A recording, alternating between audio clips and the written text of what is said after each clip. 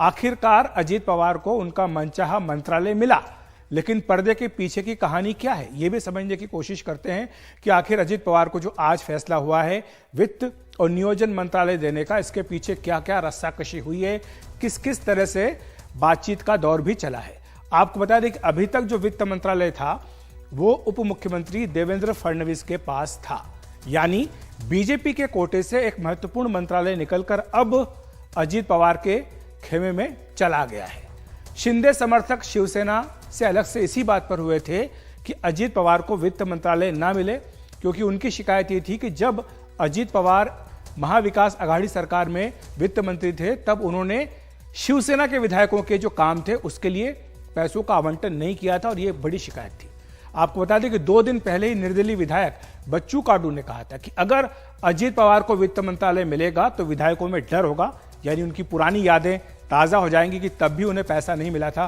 क्या इस बार मिलेगा या नहीं मिलेगा। तो इसको लेकर के विरोध किया जा रहा था, लेकिन इसके बावजूद आखिरकार अजीत पवार को वित्त मंत्रालय की जिम्मेदारी दी गई है। वहीं धनंजय मुंडे की बात करें तो उन्हें कृषि मंत्रालय मिला है जो शिवसेना के पास था, यानी अगर एक वित्त मंत्रालय बीजेपी ने दिया अपने कोटे से तो कृषि मंत्रालय जैसा महत्वपूर्ण मंत्रालय शिवसेना की ओर से दिया गया है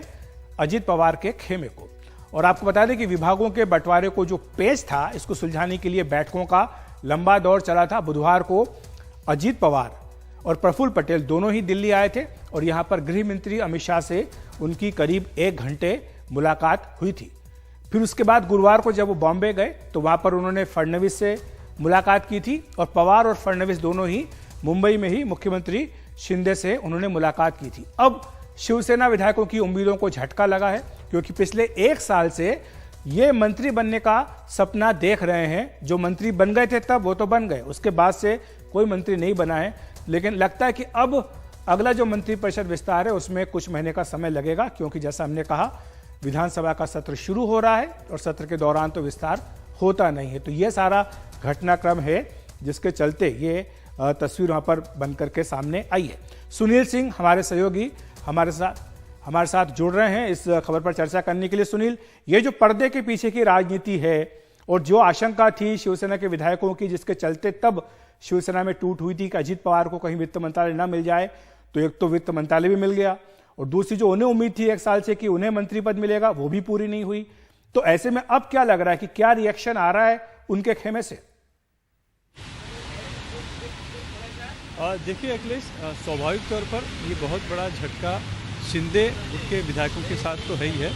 बीजेपी के जो विधायक हैं उनके साथ ही भी है, क्योंकि उन्होंने भी उम्मीदें कहीं न कहीं पार रखी थी कि मंत्रिमंडल विस्तार होगा तो कुछ ऐसे कद्दावर नेता हैं जिन्हें कि मंत्रिमंडल विस्तार में जगह मिलेगी, लेकिन उनके भी उम्मीदों पर पानी यहाँ पर फिर गया।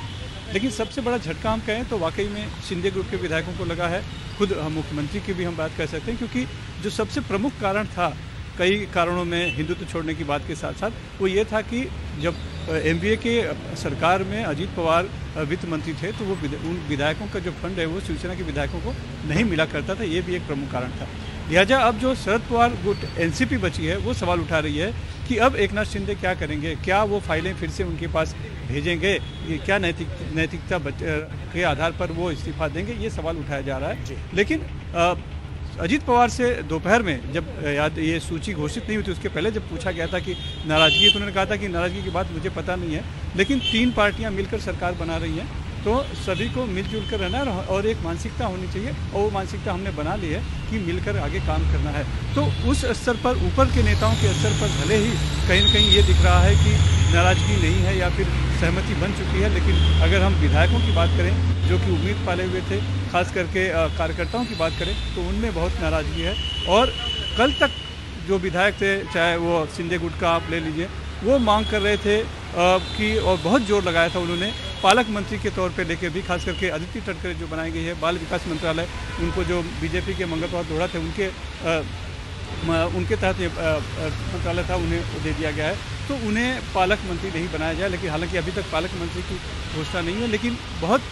जो है कि टकराव जो है वो बहुत ज्यादा है, खास करके एनसीपी और फडणवीस का अगर हम देखें तो उनके पास गृह और वित्त दोनों महत्वपूर्ण मंत्रालय थे। इससे जाहिर सी बात थी कि उनका जो कद था वो काफी बड़ा था। हालांकि मंत्रालय रहने ना रहने से उनके कद पर कोई फर्क नहीं पड़ेगा, क्योंकि जाहिर सी बात है, सब जानते हैं कि सबसे बड़ी पार्टी तो इन तीनों में बीजेपी ही है। लेकिन जिस तरह से वित्त मंत्रालय देवेंद्र फडणवीस को देना पड़ा और कृषि मंत्रालय भी शिवसेना को छोड़ना पड़ा, इसको आप किस तरह से देखते कि अजीत पवार जिन शर्तों पर आए थे, क्या वो शर्तें ये भी थी कि इन्हें ये महत्वपूर्ण मंत्रालय मिले और उसको आखिरकार इन्हें पूरा करना ही पड़ा?